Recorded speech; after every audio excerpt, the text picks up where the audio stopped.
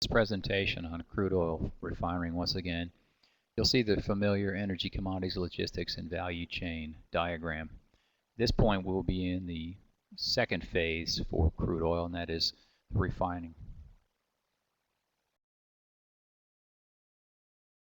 Here's a picture of a large crude oil refinery complex in Port Arthur, Texas, on the Gulf Coast, north of Houston.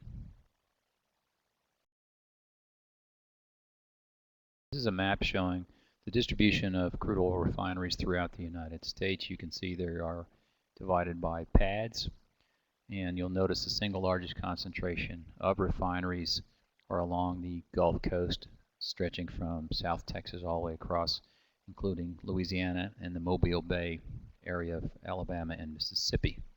There are a few refineries in the West Coast and some in the Northeast, mostly ranging from Philadelphia up to northern New Jersey and the Port of New York. Here is a diagram showing the overall process in terms of the movement of the crude oil. You'll see the tankers offloading to the onshore refineries. You have the offshore rigs either drilling, the initial drilling for crude oil, or the production rigs, which continue to produce the crude oil from wells that have already been completed.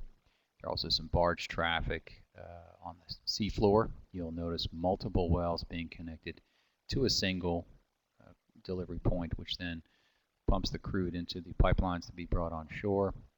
And then between the refinery and the metropolitan area, there's a petrochemical refinery, which further breaks down the products received from a crude oil refinery, and those are distributed to the large urban centers.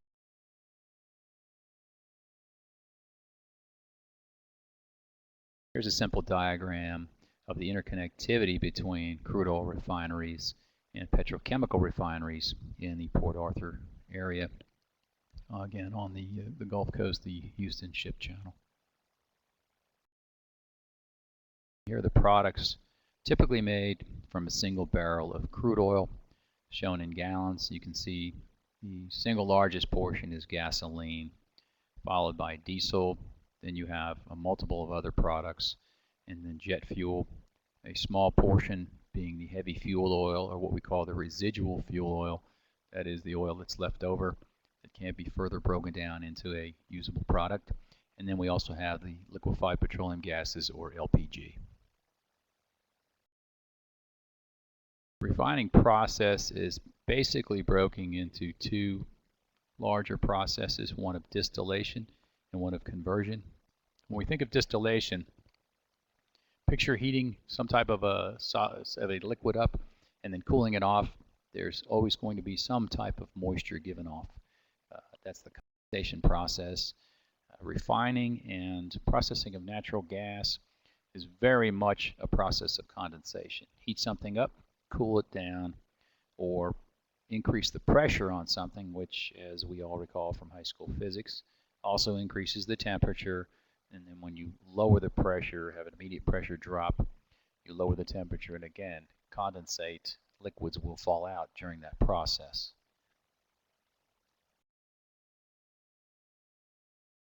So specifically, what does the distillation process do?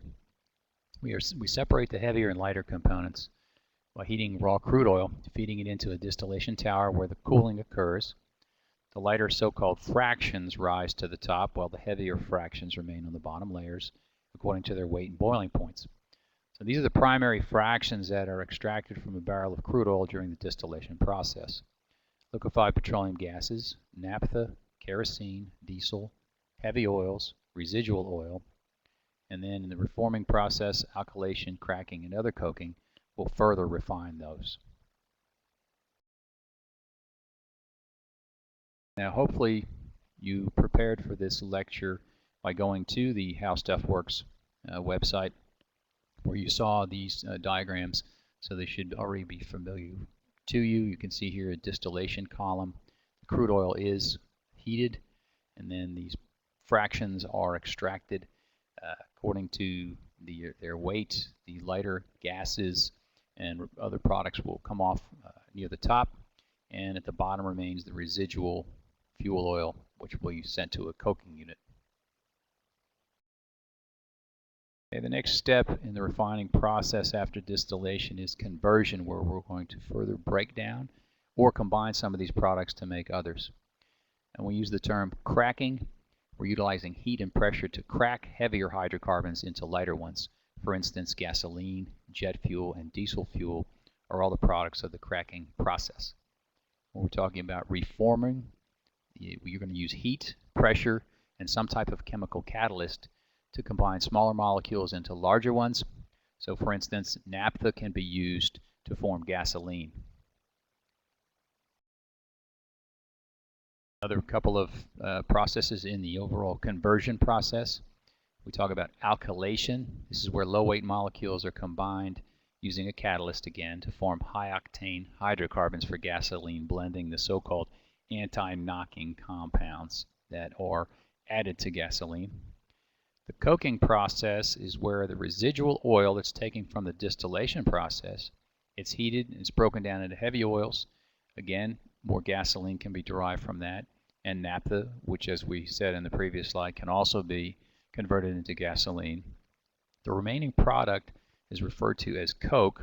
It's used as a fuel source. It's used in iron ore smelting and in dry cell batteries.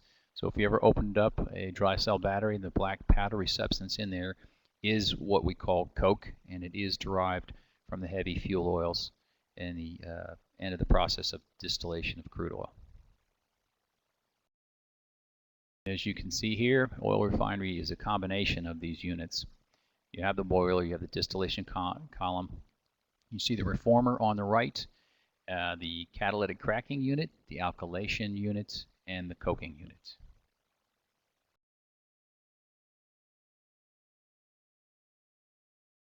لأنها سوريا ولأنها ثورة عاهدت أن لا تخضع، يحاول السوريون في المناطق المحررة أن يثبتوا للعالم أنهم ماضون في صمودهم ومستغنون عن النظام بكل أشكاله. هذا النظام الذي حارب السوريون بكل الأشكال، فمنع عنهم كل ما يمكن أن يعينهم في حياتهم، ومن ذلك الوقود. حين تكون في منطقة محررة فلن يأتيك من الدولة أي شكل من أشكال الوقود، لا البنزين ولا المازوت ولا الغاز ولا حتى الكهرباء. نجور النظام علينا بعد حرمنا من المازوت وحرمنا من البنزين، ونحن بفضل الله ما ضامنه. الحمد لله رب العالمين. عم نأمن البنزين وعم نأمن الغاز للعالم. بعد ما صار لتر البنزين اللي يجيبوا لنا اياه اللي يوصل هون عن طريق الشبيحه ب 200 ليره، الحمد لله هلا لتر البنزين ب 60 ليره، ولتر الغاز العالم عم تشتغل عليه مجبوره العالم. الحمد لله. كل ذلك حدا بالسوريين لابتكار طرق جديدة في استخلاص الوقود بأشكاله المختلفة، وإن كانت بطرق بدائية فحقول النفط معظمها بات لديهم، والنفط الخام موجود وكفاءة السوريين كذلك.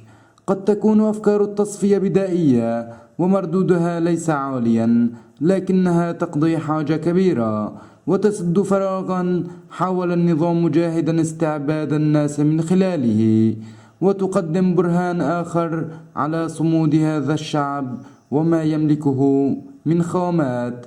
بلال الأرفادي، المكتب الإعلامي لمدينة تل رفعت.